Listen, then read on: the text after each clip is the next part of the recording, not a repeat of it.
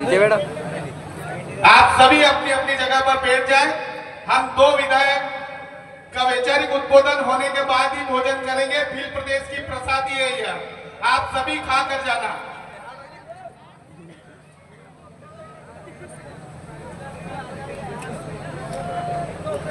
जय जोहार साथियों, आप सब जो साइड में खड़े हैं बैठ जाइए।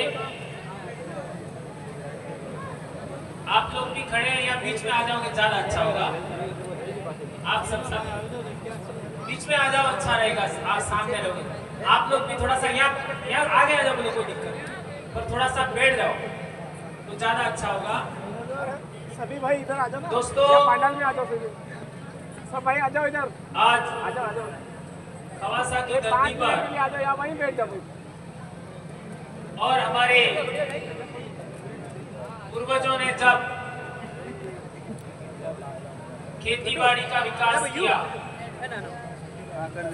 अनाज उगाने का शुरुआत किया, उस जमाने से चले आ रहे प्रकृति उत्सव, फसली उत्सव भी कह सकते हैं, अखाड़ तीज के दिन हमने एक नई शुरुआत करने का निर्णय लिया। उसमें आप सभी साथी पधारे, इसमें प्रशासन के साथी, मीडिया के साथी, पुलिस प्रशासन के साथी और महाराष्ट्र से पधारे हमारे भाई, गुजरात से पधारे हमारे भाई, मध्य प्रदेश के विभिन्न जिलों से आए साथी और हमारे राजस्थान से भी कई साथी यहाँ पर आए। आज का दिन हमारे समाज के लिए कितना महत्वपूर्ण है, यह विभिन्न साथियों ने बताया। आज का दिन एक भी गांव ऐसा खाली नहीं है जहां विवाह नहीं है। एक भी गांव ऐसा खाली नहीं है जहां विवाह नहीं है। यह हम बात जानते हैं क्योंकि हर एक साल ऐसा होता है।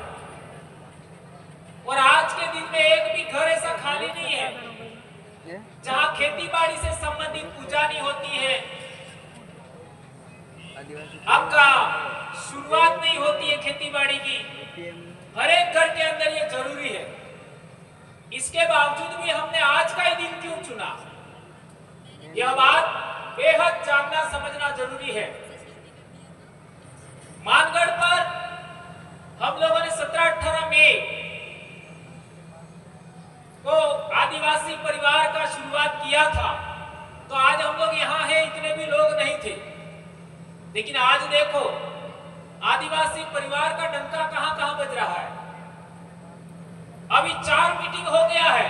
आदिवासी परिवार की व्यवस्था के अकॉर्डिंग ही देश भर के सभी संगठनों का अलायंस बन रहा है और 30 संगठनों का अलायंस पूरा हो गया है। 30 संगठनों का। और आने वाले समय में 13 जुलाई को राजस्थान में मीटिंग है। पश्चिमी भारत के जो बचे हुए संगठन है उनको भी जोड़ दिया जाएगा।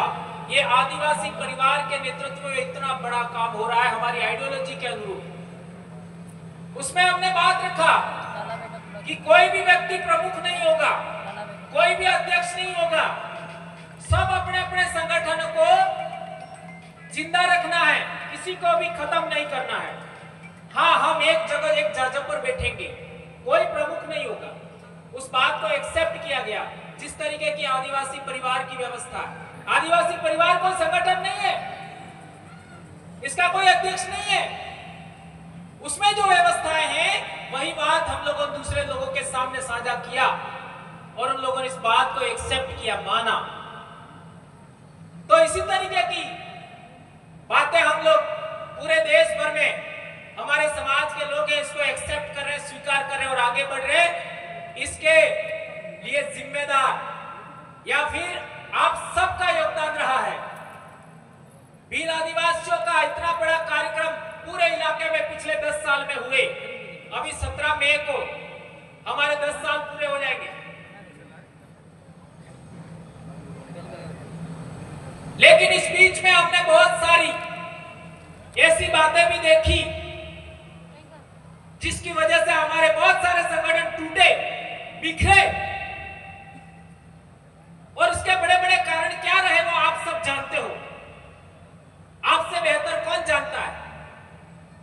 लेकिन मैं यूं कहना चाहता हूं कि आप लोग अपने आप को कहते हो मैं इस देश का मालिक हूं, मेरे बाप दादे इतने महान थे, हमारे बाप दादे राजा महाराजा थे,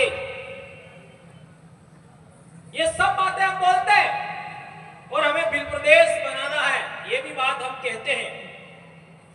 लेकिन जो लोग एक पोटली में बिक जाते हैं वो बिल प्रदेश बना सकते हैं?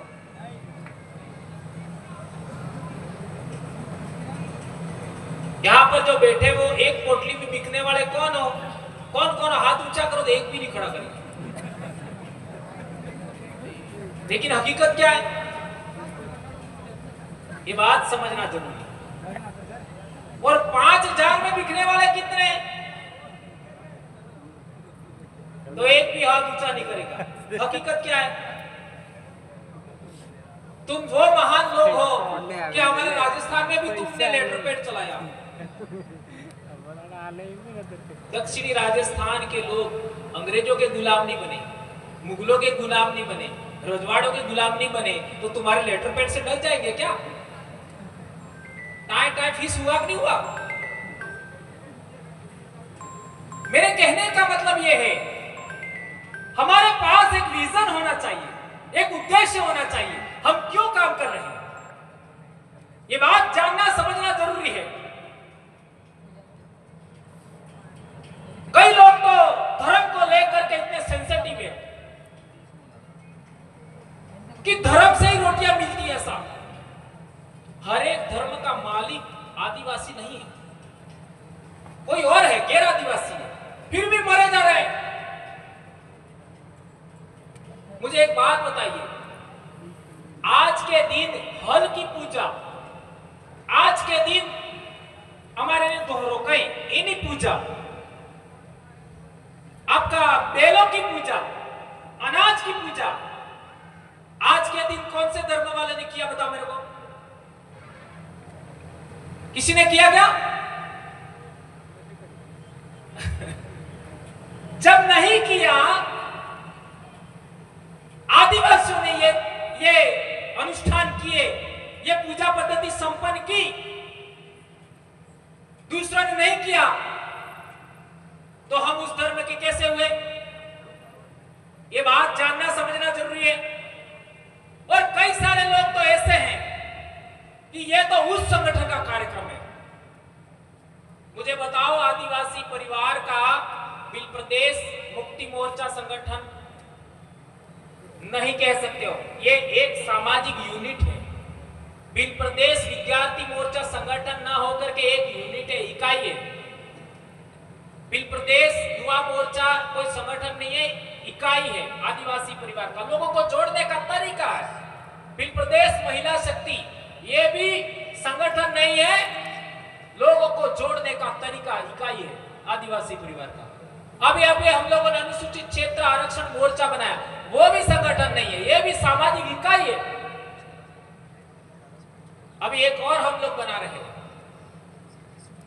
आदिवासी संस्कृति रक्षण समिति, वो भी कोई इसका कोई अध्यक्ष वगैरह नहीं है, मात्र संयोजक होते हैं। अब ये जितने भी नाम लिए उनमें किसी का कोई अध्यक्ष है क्या?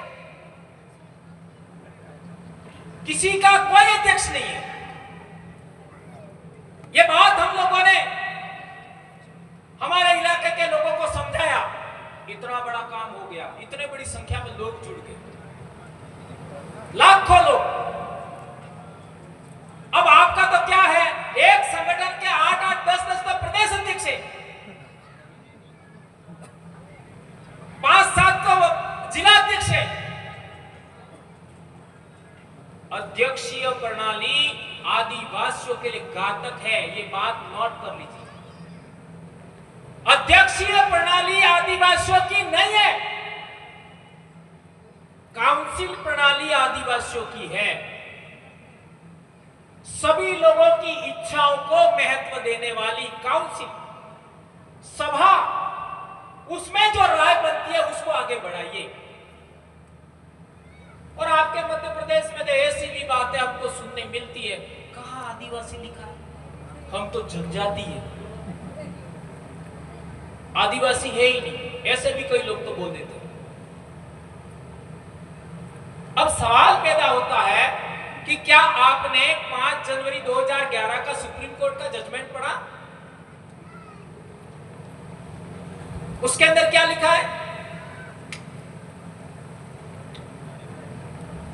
ये जजमेंट लाया हूं, इसके अंदर देख लीजिए,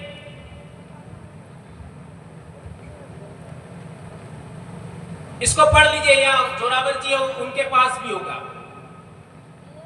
इसमें लिखा है शेड्यूल्ड ट्राइब और अबोरिजिन, नहीं, अबोरिजिन और शेड्यूल्ड ट्राइब। जो अबोरिजिन है वही शेड्यूल्ड ट्राइब है, और ब्रैकेट में आदिवासी लिखा है। ये सुप्रीम कोर्ट का जजमेंट है, 5 जनवरी 2011। एबोरिजिन और शेड्यूल्ड ट्राइब ब्रैकेट में आदिवासी। आज तक इस पर यह गलत लिखा है, किसी ने क्लेम नहीं किया है। यह जजमेंट हम लोगों को 2012 में पहली बार हमको पता लगा कि इसमें ऐसा ऐसा लिखा है। इसमें बहुत सारी बातें लिखी है, और इसी को आधार मान करके आदिवासी परिवार बनाया। पढ़िए इसको, यह बिलों के लिए ही है, बिलों के लिए ही इसमें बहुत सारी बातें लिखी है। तो हम लोग, कई सारे ऐसे लोग कहते हैं कि हम तो अनुसूचित जनजाति है, आदिवासी नहीं है, तो कम से कम सुप्रीम कोर्ट का जजमेंट तो पढ़ो। अब दूसरी बात यह है, यह हमारे स्कूल में किताब चलती है 8वीं क्लास में, 2013 से चल रही है, ये इंग्लिश में भी है, और ये किताब किसी बिल ने तो लिखी नहीं है, किसी गॉड ने तो लिखी नहीं है। ये देख लीजिए, राष्ट्रीय शैक्षिक अनुसंधान एवं प्रशिक्षण परिषद नई दिल्ली, नीचे लिखा राजस्थान राज्य शैक्षिक अनुसंधान एवं प्रशिक्षण परिषद उदयपुर। ये इंग्लिश में आपके मध्य प्रदेश में भी चलती है, भारत के सभी राज्यों में चलती है इंग्लिश में। इसमें आदिवासी का पाठ है, हास्याकरण की समझ, उसको पढ़िए आप। ये कई बार मैंने बताया है, पर लोगों को सारी बात बता दो तो भी कई बार मुझे ऐसा भी लगता है कि जो दिमाग है ना, इसमें न जाने लोगों ने क्या भर दिया है। ये देख लीजिए, ये हास्याकरण की समझ 5वां पाठ है, उसमें साफ लिखा है ये आदिवासी कौन लोग हैं। पढ़िए इसको, आदिवासी कौन लोग हैं, आप पढ़िए इसको। इसी के अंदर ये साइड में लिखा है, आदिवासियों को जनजाति भी कहा जाता है। ये पिंक कलर में, आदिवासियों को जनजाति भी कहा जाता है, लिखा। अरे आपका संविधान देख लीजिए, संविधान के अंदर अनुच्छेद 341-42 पढ़िए, उसमें ट्राइब और रेस लिखा है। ट्राइब और रेस,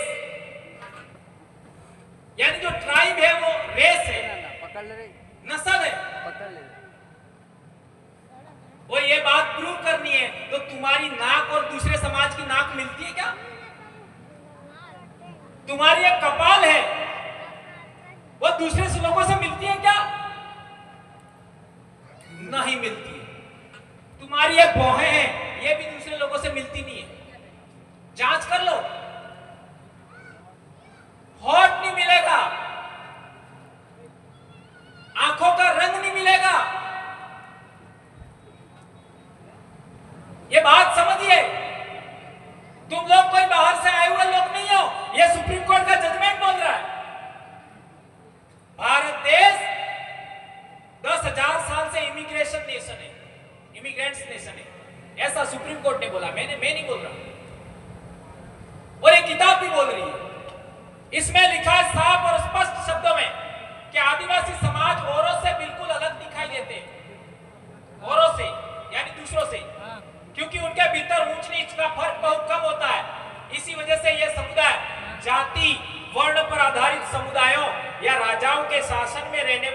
समुदायों से बिल्कुल अलग है। ये सब बता रहा है। 2011 का सुप्रीम कोर्ट का जजमेंट आने के बाद ये किताब आई थी। कई बार ये किताब का हवाला दिया हम लोगों ने।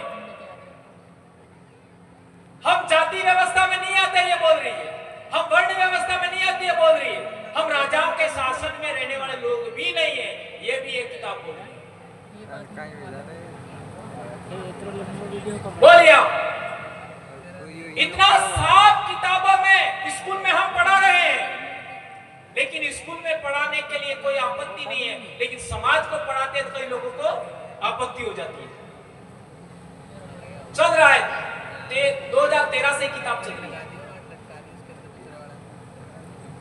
अब सवाल पैदा होता है कि आपको जनजाति प्रमाण पत्र दिया जाता है, ये नहीं, जनजाति भी ऊपर नहीं लिखा होता, जाति प्रमाण पत्र। ये आवाज किसने उठाया आज तक? हम ट्राइब हैं, हम शेड्यूल ट्राइब हैं, तो हमको शेड्यूल ट्राइब का सर्टिफिकेट मिलना चाहिए। नहीं, जाति प्रमाण पत्र नहीं। आज तक किसी ने आवाज नहीं उठाई। ये ऐसा क्यों हो रहा है? ये बात हम लोगों को समझनी जाननी चाहिए। आगे लिखा है, आदिवासियों के बहुत सारे जनजातीय धर्म होते हैं। आदिवासियों के बहुत सारे जनजातीय धर्म होते हैं। उनके धर्म इस्लाम, हिंदू, ईसाई आदि धर्मों से बिल्कुल अलग है, बिल्कुल अलग है। वे अक्सर अपने पुरखों की, गांव और प्रकृति की उपासना करते हैं। साफ स्पष्ट लिखा हुआ है। फिर भी हमारे ढूंढने के लिए कई लोग तो चर्च में चले जाते हैं। कोई कहां जा रहा है? और मैं कई कड़े लहजों में बोल चुका हूं, लेकिन किसी की भावना आहत नहीं करना चाहता।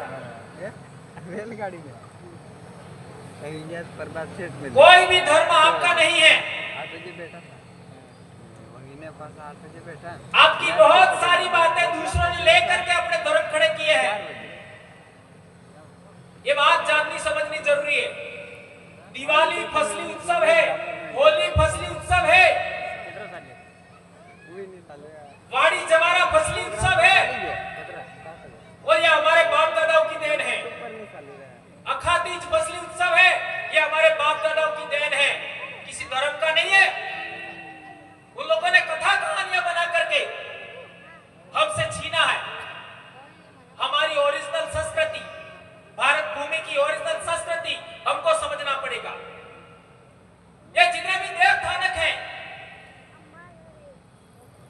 जितने भी देवी देवता हैं, उसमें भी बहुत सारे देवी देवता हमारे पूर्वज हैं। इनको भी हमें समझना पड़ेगा। लेकिन इतनी सारी बातें आज रखने का समय नहीं है। एक और किताब था, ये वाला 9th क्लास में चलता है, 9वीं क्लास में हमारे राजस्थान में। उसमें साफ लिखा है, ये भील विद्रोह नाम का चैप्टर है, जिसको पिछले दिनों आप लोगों ने देखा होगा। एक व्यक्ति ने इसको हटाने की बात किया था, मानगढ़ के बारे में उसमें रेफरेंस दिया है। तो ये पार्ट है भील विद्रोह, देख सकते हो। इसके अंदर आप पूरा पढ़िए इस चैप्टर को, सब कुछ लिखा हुआ है जो आप जानना चाहते हैं।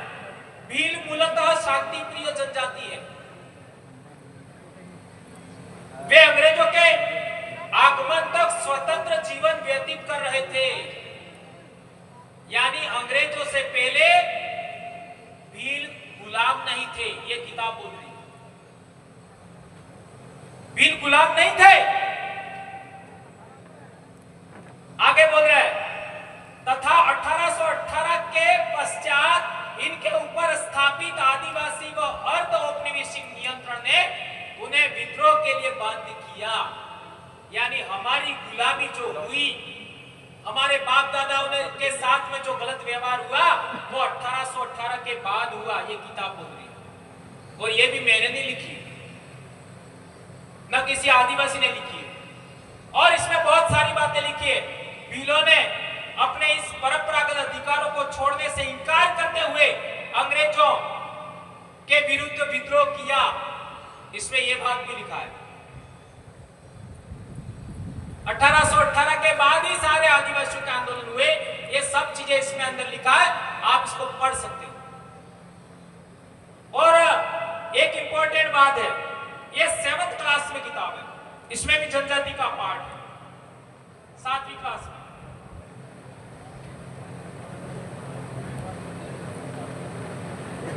और आटलो है तो बताड़ा बाद भी दिमाग साफ नहीं था तो डीएनए टेस्ट करा लीजिए, मारे कालजा ने कहीं पड़ती नहीं।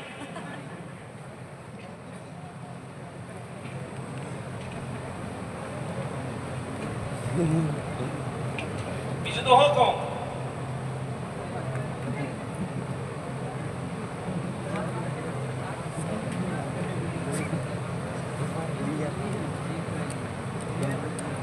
ये जनजातीय खाना बलोच एवं एक जगह बसे हुए समुदाय, ये 7th क्लास की सामाजिक है, ये हम स्कूल में पढ़ा रहे हैं बच्चों को। और ये किताब भी 2013 से चल रही है। इसमें साफ लिखा है, उपमहाद्वीप के कई समाज ब्राह्मणों द्वारा सुझाए गए सामाजिक नियमों और कर्म कांडों को नहीं मानते थे और न ही वे कई असमान वर्गों में विभाजित थे। अक्सर ऐसे समाजों को जनजातीय कहा जाता है। ये साफ लिखा है। जनजाति भी कौन है? जनजाति कोई आदिवासी का है 8वीं की किताब में, और इसमें जनजाति किसको कहते हैं ये भी साफ लिखा है कि हम परंपरागत रूप से किसी भी स्थापित समाज या किसी भी प्रभावशाली समाज के परंपरागत नियमों को नहीं मानते। क्यों? क्योंकि हमारे अपने नियम हैं, हमारी अपनी परंपराएं हैं, हमारी अपनी संस्कृति है, उसको मानने वाले लोग हैं, इसलिए जनजाति है। और आप जिसने भी आपका मानव शास्त्र पढ़ा उनको पता होगा कि जनजाति वे ही है जिसकी अपनी बोली होती है, जिसकी अपना संस्कृति होता है, जिसका अपना इलाका होता है, जिसका अपना समाज व्यवस्था होता है, जिसका अपना धर्म होता है, वो जनजाति कहलाता है। ये बात हम लोगों को जानना समझना बहुत जरूरी है।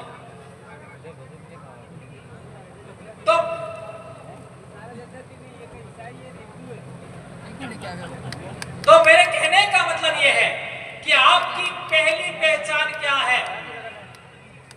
फर्स्ट आइडेंटिटी क्या है? फर्स्ट पहली पहचान भील। आपकी पहली पहचान क्या है? भील। यह आपकी पहली पहचान है। और भील का मतलब क्या होता है? तो लोगों ने लिख दिया जो धनुर्धारी होता है, तो धनुष साथ में रखना पड़ा है वो भील। तो धनुष तो दूसरे लोग भी रखते थे। आज हमारे इलाके में आप देख लीजिए भील किसको कहते हैं? आदमी को। आपके इलाके में भी वही है, दाहोद में भी वही है। भील कौन? जो अपनी बोली में पुरुष को भील बोलता है, महिला को क्या बोलता है? भीलड़। गोंड कौन? जो गोंडी बोली में पुरुष को गोंड कहते हैं, गोंड, और महिला को गोंडनी कहते हैं। यह भाषा का मामला है, यह बोली का मामला है। जिस बोली में पुरुष को क्या कहते हैं उसी के आधार पर उस आपका समुदाय का नाम है। मुंडा आदमी को ही कहते हैं, संथा आदमी को ही कहते हैं। अब सवाल है आपकी पहली पहचान क्या हुई? भील। अब दूसरी पहचान कुछ और हो सकती है, तीसरी पहचान कुछ और हो सकती है, चौथी पहचान आपकी कुछ और हो सकती है, लेकिन सबसे बड़ी पहचान क्या हुई आपकी? भील। जब आपने ये पहली पहचान छोड़ दी तो आपका क्या होगा? यहां डामोर है, कितने डामोर? हाथ ऊंचा करो जरा। इतने ही हो? मैं भी डामोर हूं। अब ये आपका महिसागर जिले में डामोर आदिवासी की लिस्ट से बाहर हो गए। उन्होंने अपने आप को क्या बोला? हम तो खत्रिय। 2001 की जनगणना में लिखवा दिया हम तो खत्रिय हो, और 2006 से उनका सर्टिफिकेट मिलना बंद हो गया। और आपके इधर पटलिया का भी पिछले दिनों कुछ हुआ था, देख लीजिए, ये प्रमाण बता रहा हूं मैं आपको। आपने अपनी पहली पहचान को दोयम दर्जे की माना और दूसरी पहचान को प्रथम माना, आप जाओगे ओबीसी में, ध्यान रखिए, ओबीसी में जाओगे। और मध्य प्रदेश में आपका बिलाला के साथ भी कुछ समय पहले कुछ हुआ था, आप लोगों को आइडिया होगा। गुजरात में आपका राठवा के साथ भी हुआ था, इतिहास पढ़ लेना। जी जी हाँ, तो मेरे कहने का मतलब यह है, आप अपनी पहली पहचान भुलाओगे तो आपका अनुसूचित जनजाति का जो आपका लेबल है, टाइटल है, स्टेटस है, उस पर आपकी आंच आएगी। तो आपकी पहली पहचान क्या हुई? भील। अब बताओ मेरे को कि भील भारत भूमि का क्या है? मूल बीज, मूल मालिक, मूल वतनी। कौन बोल रहा है? सुप्रीम कोर्ट का जजमेंट बोल रहा है। इसमें लिखा है indigenous people, aboriginal people, original inhabitant of India, native people, schedule tribe और आदिवासी, ये सब चीजें इसमें लिखा है। और इसी को आधार मान करके हम लोगों ने आज तक ये काम कर रहे हैं। अब सवाल पैदा होता है कि आप लोगों ने भील के अलावा दूसरा टाइटल अपना लिया तो क्या होगा? सोचो। अब जब आप भील हैं तो आपकी बोली भी होगी, आपकी बोली भी होगी, आपकी भाषा भी होगी, आपकी संस्कृति भी होगी, आपकी पूजा पद्धति भी होगी, आपकी समाज व्यवस्था भी होगी। जब ये सब है तो आपका इतिहास भी होगा। अब आपको थोड़ा थोड़ा क्लियर हुआ होगा हम लोग भील प्रदेश की बात क्यों कर रहे हैं, भील प्रदेश शब्द का इस्तेमाल क्यों कर रहे हैं। हमारे राजस्थान में 12 जनजातियां हैं, उसमें वास्तविक देखो तो 3 जनजातियां ही है, और अन्य 12 में से 3 निकाल करके अन्य जो बचती है वो सब भील ही है। ऐसा कैसा मध्य प्रदेश में है? ये वेस्टर्न भारत में ज्यादातर भील ही है या भील से बने हुए अलग समूह है। आपका 1931 का जनगणना रिकॉर्ड पढ़ लो, 1931 का जनगणना रिकॉर्ड, आपको समझ में आएगा बिलाला कौन है, बारेला कौन है, पटलिया कौन है। पर कई बार क्या होता है, कई लोग अपने आप को ऐसे समझ बैठते हैं, नहीं सही बात है तो भी नहीं मानना। सही बात लाइट में जा भी सकती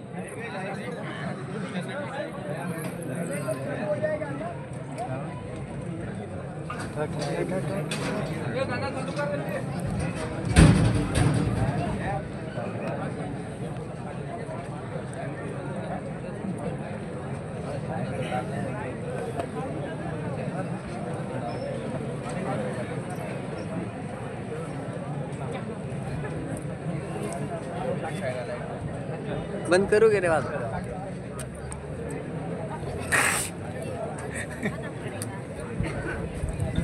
ये रुकेगा सर? अरे हाँ यार, तो कई लोग ऐसे भी हैं हमारे समाज में, सब कुछ सही है तो भी नहीं मानना। तो उनके दिमाग का क्या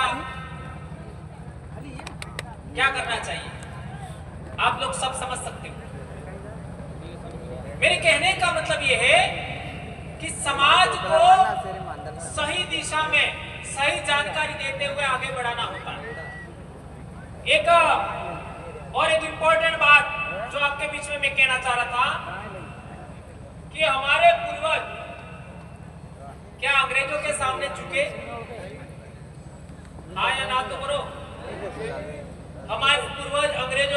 सामने नहीं झुके। किलोमीटर होगा। बराबर है? क्या हमारे पूर्वज मुगलों के सामने झुके? नहीं झुके।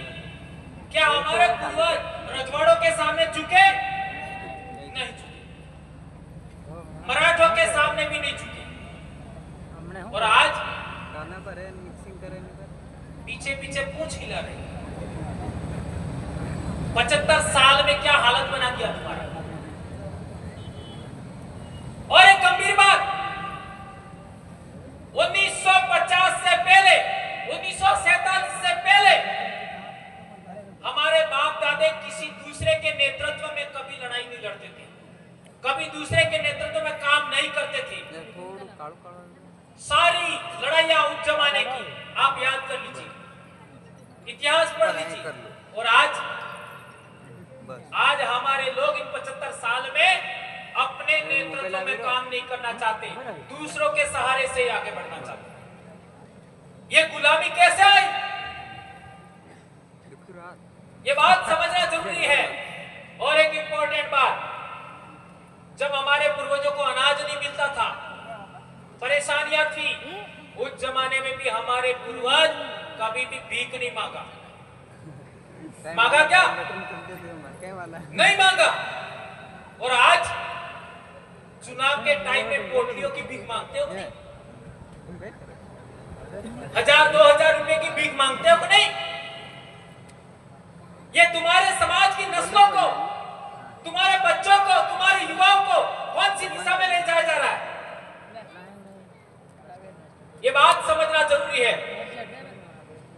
और एक इंपॉर्टेंट बात, ये भी बात सच है, जैसे मैंने किताब में बताया था कि 1818 के बाद हमारे कुछ लोग गुलाम बने, कुछ लोगों ने लोगों का घर पे मजदूरी किया, कुछ लोगों ने उनके आश्रय अपने आप को चलाना शुरू किया, लेकिन 100% आदिवासी या भील कभी गुलाम नहीं बना, कभी नहीं बना। इसलिए हम लोग ये कहना चाहते हैं, जो 100% हमारे समाज का जो पॉइंट है, जो बातें हैं, उन्हीं को आगे बढ़ाना है। जैसे उदाहरण देता हूं, आपके इधर विवाह होता है, मैं बहुत गंभीर बात समझा रहा हूं। आपके इधर विवाह होता है तो क्या करते हैं? ने से डूनी मिले, अणा माते एक कलजाम हो मिले, बेल एक लोटा वो मिले है तो बेल फेरा फरे ना संपूर्ण महुए कार के पहले रखते क्या पानी, महुए कार के पहले रखते, तो सबसे पहले एक लोटे में महुए का अर्क रखेंगे, इसके बाद उसके ऊपर पानी रखते हैं। ऐसा ही करते हैं ना कविता भाई, बराबर है? और उसके चारों तरफ फेरा दिलवाते हैं। कौन दिलवाता है? या तो फूफा या आपका बनवी, बराबर है? अब हमारे इलाके में देखते हो तो फेरे दिलवाने का काम हमारी बुआ कराती है। बुआ फुआ एक ही बात है, यह हमारे इलाके में चल रहा है, तो थोड़ा सा डिफरेंट हो गया। लेकिन हमारे इलाके में भक्ति आंदोलन चलेगा। संत सुरमाल महाराज से पहले मापजी महाराज, मापजी महाराज के बाद में संत सुरमाल महाराज, संत सुरमाल महाराज के बाद में गोविंद गुरु, गोविंद गुरु के बाद भी बहुत सारे हमारे संत हुए। उन लोगों ने भक्ति आंदोलन चलाने की वजह से बीच में आज की तारीख में हम लोग भी नारियल का हवन करते हैं। ये थोड़ा सा डिफरेंट हुआ कि नहीं हुआ? अब सवाल पैदा होता है, ओरिजिनल क्या है? ओरिजिनल क्या है? जो रतलाम, झाबुआ, अलीराजपुर में होता है वो ओरिजिनल है। समझ में आया? तो वो हमको सीखना पड़ेगा। बहुत बड़ी बात समझा रहा हूं मैं, वो हमको सीखना पड़ेगा, क्योंकि हमारा समाज का ओरिजिनल विवाह पद्धति का तरीका आपके पास संरक्षित है, तो वो हमको सीखना पड़ेगा। अब समाज व्यवस्था की बात आती है, हमारे पाल व्यवस्था है, हर एक फड़े का एक कमेटी होगा, 12 फड़ों की एक पाल बनती है, और इस पाल का भी एक कमेटी होगा, और सभी पालों का भी एक कमेटी होगा। इस तरीके होता है, गांव का कमेटी, पाल का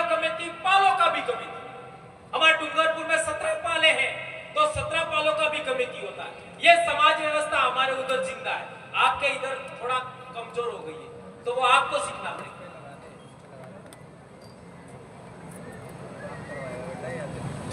अब पूर्वज पूजा की बात करो, बाबा देव पूजा, आपका यह तड़वी व्यवस्था वही है, पालवी व्यवस्था है, बाबा देव पूजा। इसके बाद में आपका हमारे दाहोद क्षेत्र में देख लीजिए पूर्वज पूजा होती है, वो हमारे से भी बेहतर है, हमारे इलाके में खत्म नहीं हुआ है, लेकिन हमारे से भी बेस्ट है। तो पूर्वज पूजा कैसे करते हैं, बाबा देव की पूजा कैसे करते हैं, खत्रीज पूजा कैसे करते हैं, वो आपको हमें आपसे सीखना चाहिए। अब आपका अलीराजपुर चले जाइए, पिठोरा देव, आपका देख लीजिए इस धरती पर सबसे पहला इंसान कहां पैदा हुआ, आज तक के रिसर्च अनुसार तो वो नर्मदा घाटी में पैदा हुआ, नर्मदापुरम जिला है वहां पर। आज की तारीख में आपका सीहोर और नर्मदापुरम के बॉर्डर पर, जिसको नर्मदा मानव कहते हैं, उसका खोपड़ी मिला 2-3 लाख साल पुराना, और उसी के पास में 50 किलोमीटर रेडियस में भीमबेटका है। अब ये भीमबेटका भी उन्होंने नाम रखा है, उसके अंदर चित्रावली है, चित्र वो देखो। इसी तरीके से मंदसौर के पास में भी आपका गुफाओं में चित्र है, उनको देखो।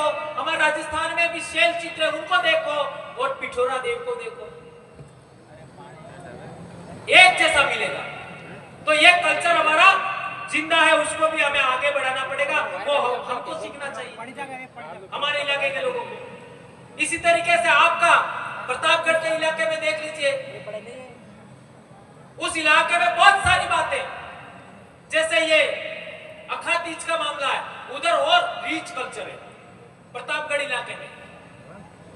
और हमारे उधर उदयपुर और सलूमर में देख लीजिए मंगरा बावसी की पूजा होती है। अब ये मंगरा बावसी क्या है, उसका विस्तृत में अभी उदाहरण भी समझाऊंगा। यह सभी बातें पूरे ट्राइबल एरिया में। अब आप साउथ गुजरात चले जाइए, वाघदेव की पूजा होती है, वनदेव की पूजा होती है, कणी कंसारी की पूजा होती है। तो जहां जो कल्चर रीच है उसको हमें सीखना चाहिए, पर हम क्या कर रहे हैं, जो हमारा है ही उसकी ओर जा रहे हैं। डेटा खत्म हो गया, इसलिए बिल प्रदेश शब्द बोलने से, बिल प्रदेश एकता के नाम पर हम दूसरे इलाके की डिफरेंट बहुत सारी बातें जो हमारे इलाके में खत्म हो चुकी है, उनको हम पुनर्जीवित कर सकते हैं। और आदिवासी बोली का पुनर्विकास होता है, आदिवासी संस्कृति का पुनर्विकास होता है, आदिवासी धर्म का पुनर्विकास होता है। तो हम लोग आने वाले 50 साल, 100 साल, 500 साल बाद भी हमारी नस्लें आदिवासी ही रहेंगी। अन्यथा ओबीसी, और ओबीसी में जाने के बाद आपका जल, जंगल, जमीन का अधिकार खत्म, 5वीं अनुसूची का अधिकार खत्म, आर्टिकल 13(3) का ग्राम सभा का खत्म, पैसा कानून खत्म, वनाधिकार खत्म, उसे कंट्रोल एनफोर्सो।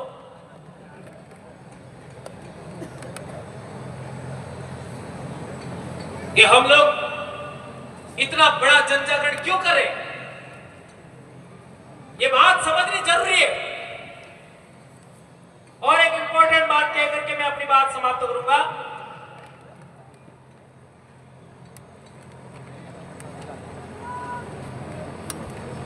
पिछले दिनों डॉक्टर कमल सिंह जी पर भी हमला हुआ और हमारे 2 भाई संतोष डामोर और अर्जुन भाई डामोर, उनकी भी डेथ हुई। उससे पहले हम देखें गोपाल कटारा, उनकी भी डेथ हुई, और 3-4 साथी और हमारे इलाके में जगदीश भाई डामोर, जगदीश भाई पांडो।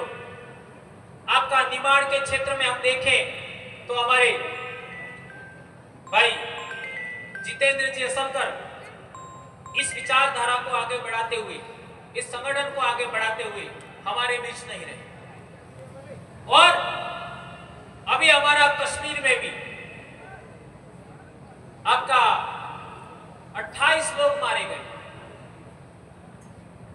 और इसके बाद में हमारा ये पहला कार्यक्रम है। तो बात को आगे ज्यादा न बढ़ाते हुए मैं चाहूंगा कि इन सभी के लिए, चूंकि ये बात मुझे पहले बोलनी चाहिए थी, लेकिन मैं बाद में मुझे याद आया, तो इनके लिए हम लोग 1 मिनट का मौन व्रत भी रखेंगे। और एक बड़ी बात कहना चाहता हूं, आप लोग जितने भी अभी यहां बैठे हैं, महिलाएं हैं, कुंवारे बच्चे हैं, कुंवारी बच्चियां हैं, पुरुष हैं, कुछ नहीं कर पाए तो एक काम जरूर करना, आपके पोते पोतियों तक, आपके बच्चे के बच्चों तक बीली बोली जरूर लेके जाना। समझ में आया? आपके बेटों के बेटों तक, आपके बेटे की बेटियों तक बीली संस्कृति जरूर लेके जाना। आपके बेटे के बेटियों तक, बेटे के बेटों तक आदिवासी पूजा पद्धति, आदिवासी विवाह पद्धति जरूर लेके जाना। यह आपकी जिम्मेदारी है। वो इजराइल वाला धर्म, जॉर्डन वाला धर्म, अरब वाला धर्म, ईरान और अनातोलिया वाला धर्म हमारा नहीं है। उसके लिए मरमिट मत जाना, ये बात ध्यान रखना। और हमारे फसली उत्सव, जैसे आपके इलाके में जातर होता है, हमारे उधर लीलवड़ होता है, उधर तितवारिया होता है, आपके इधर सलामणी होता है, उसको भी जिंदा रखना। ये प्रकृति पूजा है, ये फसली उत्सव से संबंधित कामकाज है। हमारे इलाके में बारिश नहीं आती है तो उसकी पूजा का विधान है प्रकृति का। बारिश ज्यादा हो जाती है, बारिश को रोकने के लिए भी पूजा विधान है। फसल पर जीव जंतु कीड़े मकोड़े लग जाते हैं, उनको आपका कम करने के लिए पूजा विधान है, उसको जारी रखना। बाकी ये सारी बातें हमारे पूर्वजों की नहीं है। और आदिवासी इतिहास को भी आगे बढ़ाना, ये बात आप सबके बीच में कहते हुए मैं आपसे आग्रह करूंगा कि आप सभी साथी जहां पर भी हैं एक बार खड़े हो जाएं।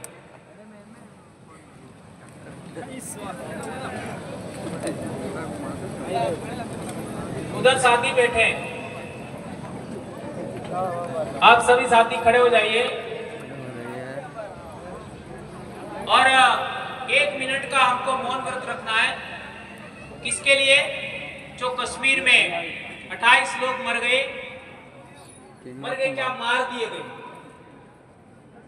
है ना? वो पर्यटन के लिए गए थे, घूमने गए थे और उनको आतंकवादियों ने मार दिया। ये आप सबको पता है और पूरे देश भर में आज की तारीख में बहुत आक्रोश है। और इसके बाद हमारा पहला कार्यक्रम है और हमारे भाई अर्जुन भाई डामोर, उनकी मृत्यु के बाद हमारा ये पहला कार्यक्रम है मध्य प्रदेश में। भाई संतोष भाई डामोर, उनकी मृत्यु के बाद भी हमारा पहला कार्यक्रम है। और हमारे इससे पहले साथी जो चले गए, जिसमें लतेश अड़, गोपाल भाई कटारा और जितेंद्र भाई असलकर, इन सभी को हम लोग मालवा की धरती, भील प्रदेश की धरती, खवासा की धरती और भीलों के सबसे बड़े मजबूत गढ़ जाबुआ से हम लोग 1 मिनट का मौन रख करके उनको परमपिता कुदरत इनको सदगति दे और इनको उचित स्थान मिले। और हम लोग ऐसा मानते नहीं हैं कि इंसान का पुनर्जन्म होता है, लेकिन हम लोग आने वाली नस्लों को, उनके विचारों को आगे बढ़ाने के लिए आज हम संकल्प लेते हैं और प्रकृति शक्ति से कामना करते हैं कि उन परिवारों को और जो हमारे भाई हमारे बीच में न रहे, उनको शांति मिले और प्रकृति शक्ति उनको सद्गति देवे। धन्यवाद।